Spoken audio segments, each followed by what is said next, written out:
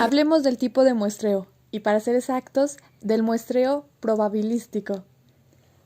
Es requisito que todos y cada uno de los elementos de la población tengan la misma probabilidad de ser seleccionadas. Puede que se pregunte, ¿y esos cuáles son? Pues bien, se trata del aleatorio simple, estratificado, sistemático y por conglomerado. Existen varios muestreos probabilísticos. El primero de ellos es el aleatorio simple. Y quizás usted se pregunte, ¡achis! ¿Y ese cómo? Este tipo de muestreo es muy frecuente en los sorteos. Imaginemos una población.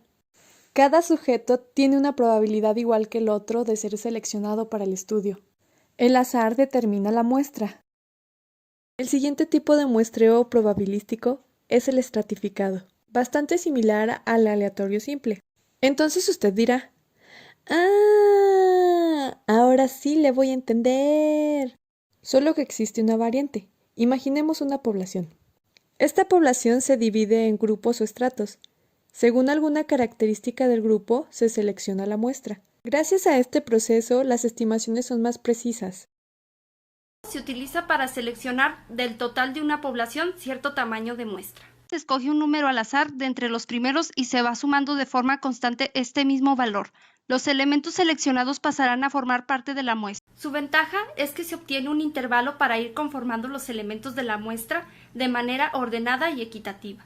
Su limitación es que al elegir a los miembros de la muestra con una periodicidad constante, se puede introducir una uniformidad que no existe en la población. Se tiene una población N de 150 alumnos, de los cuales se requiere obtener una muestra sistemática de 45N, donde su intervalo es 3.3.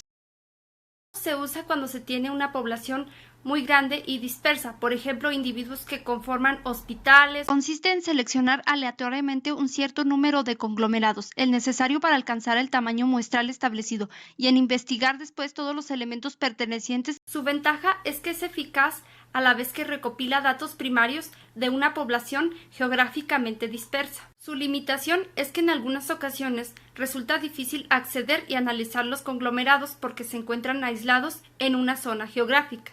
Urnas electorales y un estudio de la ONG se utiliza cuando los investigadores realizan investigación cualitativa, estudios piloto o investigación exploratoria. El investigador selecciona muestras basadas en un juicio subjetivo en lugar de hacer la selección al azar. Obtener respuestas de una encuesta utilizando este tipo de muestreo es más rápido y rentable en comparación al muestreo probabilístico, ya que el investigador conoce la muestra. Su limitación es que no funciona para hacer generalizaciones o inferencias sobre la población, ya que no se tiene una muestra representativa clara, porque todos los elementos no tienen la misma probabilidad de ser elegidos. Se utiliza para ayudar a responder la pregunta principal de investigación. El proceso es el siguiente. La persona a cargo de realizar la investigación se basa en su propio juicio para elegir a los integrantes que formarán parte del estudio, ideal para realizar un estudio limitado y tiende a realizarse por intuición. Vulnerabilidad en el juicio del investigador. Contiene un bajo nivel de confianza y no es apto para estudios de negocios. Sus participantes potenciales son difíciles de encontrar. Sus muestras son limitadas a un subgrupo muy pequeño de población. El proceso es el siguiente.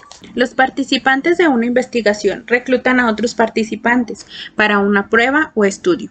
Descubre características que se desconocen y reclutan poblaciones ocultas. Es imposible determinar un error de muestreo y existe muy poco dominio en los datos.